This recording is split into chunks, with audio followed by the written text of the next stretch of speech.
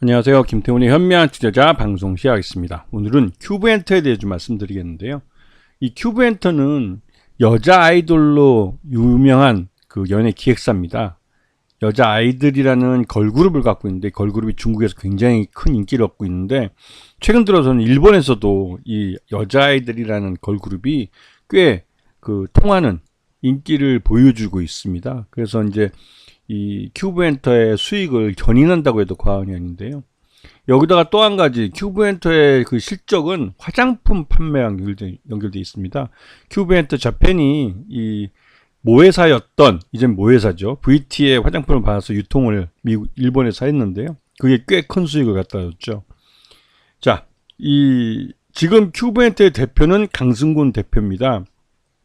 근데 요번에 큐브엔터가 이제 대주주인 VT로부터 이 강승곤 대표가 이 큐브엔터의 주분을 다 넘겨받았죠. 이제 강승곤 대표하고 이하 특수관계인들이 이제 한꺼번에 이제 지분을 다 넘겨받은 겁니다. 그래서 이제 VT는 이 대주주, 최대주주에서 내려앉게 된 거죠. 자, 강승곤 대표가 지금 현재 뭐 이 큐브엔터, 이 VT 그룹의 회장이라고 할 수 있는 강승곤 대표가 최대주주에 올랐습니다. 그러면서 이제 VT하고의 관계는 강승곤 대표의 이 VT 지분을 보유하고 있는 것, 이제 그것으로 연계해서 이제 관계사가 된 것이죠. 이제 모회사 자회사 관계가 아니라. 자, 요번 2분기 상반기 실적 기준으로 봤을 때 이 음반하고 음원이 전체 매출의 39%, 그다음에 화장품 쪽이 45% 매출을 올려서 화장품 쪽이 많은 걸 알 수가 있습니다. 그래서 VT랑 결별했을 때 완전히 사업적으로 분리가 된다면 이 코스메틱 쪽 매출이 사라지기 때문에 전체적으로 매출 자체가 틀어질 수가 있죠. 하지만 이 화장품 유통, 특히 이제 이 큐브엔터 재팬을 통한 이 유통은 여전히 계속할 가능성이 큽니다. 자, 전체 매출액 중에 일본 쪽이 높은 이유가 바로 그런 이유겠죠.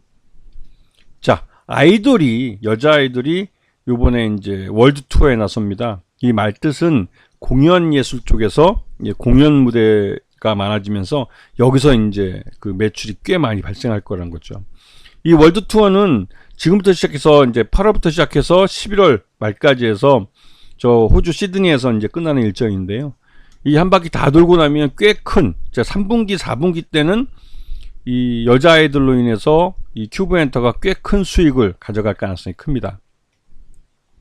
그리고 여자아이들의 이 음반이 판매량이 꾸준히 늘고 있는데, 특히 이번 정규 2집이 흥행 조짐을 나타내고 있어서 확실히 3, 4분기 때 여자아이들이 견인하는 실적 견인이 나타날 가능성이 커지고 있는 상황이죠. 그리고 큐브엔터 소속국의 여러 이제 여자아이돌 말고도 이제 배우도 있고 신인 보이그룹도 이번에 이제 상반기에 데뷔 예정이었었는데요. 이런 것도 여러 가지 사정으로 이제 좀 연기된 것도 있는 것 같고, 그다음에 이 여자 아이돌을 이을 그 후속 이 아티스트가 좀 필요한 상황이긴 합니다. 네.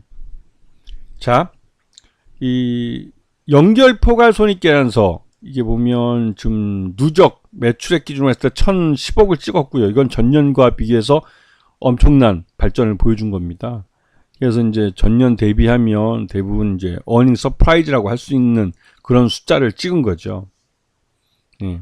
영업이익 면에서도 작년에 65억이었지만 이번에는 109억을 찍었으니까 이러한 실적 호전이 화장품 유통 쪽에서도 많이 올라왔지만, 여자 아이돌이 본격적으로 이 활동을 시작하면 하반기에는 이 공연 예술 쪽에서 이제 이런 매출 증가가 견인이 나타날 수 있는 그런 상황이기도 합니다.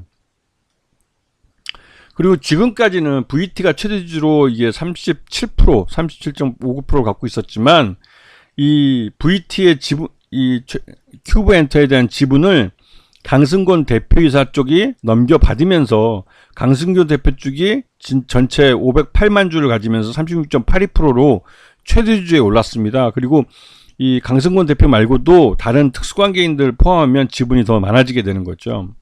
그래서 전체적으로 지분이 50%대를 그대로 유지할 것으로 보입니다. 자, 앞에서 이제 그 최대주주 변경에 대해서 말씀드렸는데, 이게 이제 7월 22일자로, 즉 3분기에 경영권 양수도가 발생한 것이죠. 그리고 여기에서 제3자 배정 유상증자가 발생을 했고 그 제3자 중에 강승곤 대표와 그다음에 공동대표인 정철 대표가 이름을 올리고 있고 이들은 1년간 보호회수하게 되어 있습니다. 즉 요번에 제3자 배정 유상증자 끝나도 1년 후에나 시장에 나올 수 있는 그런 지분이라는 의미이죠. 자, 그리고 그 전환사채를 요번에 165억 규모로 발행을 했습니다. 이게 꽤 큰 규모인데요. 이게 이제 발행가가 전환가가 13,108원입니다.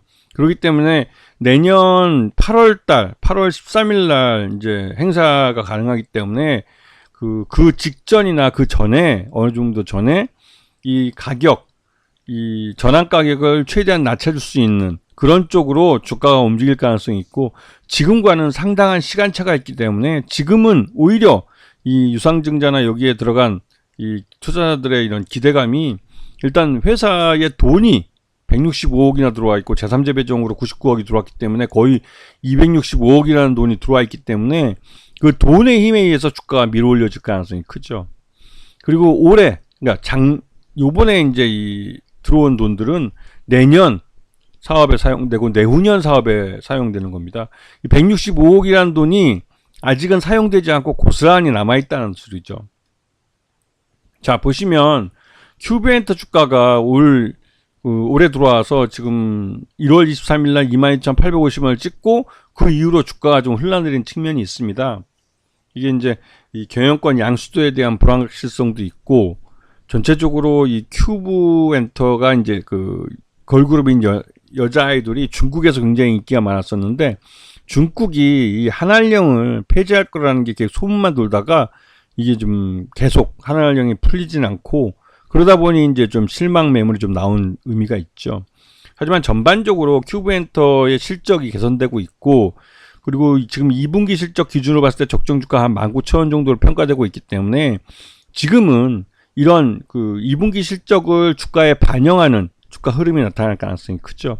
이게 물론 3분기나 4분기 때 실적이 더 나빠진다면 지금 주가가 오히려 이렇게 할인된 대로 계속 진행되겠지만 이 여자 아이돌이라는 이 큐브엔터의 대표적인 아티스트가 이제 월드 투어 공연에 나섰기 때문에 공연 수입이 들어오기 시작합니다.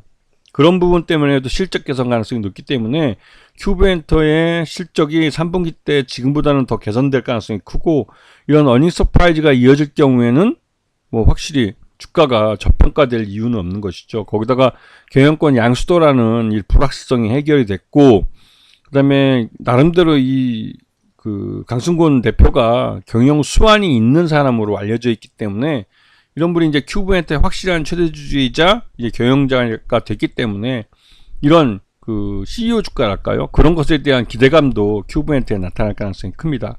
그래서 이제 관심을 두고 보셔야 될 종목이 된 것이죠. 아시겠죠? 자, 오늘 방송 여기서 마치겠습니다. 감사합니다.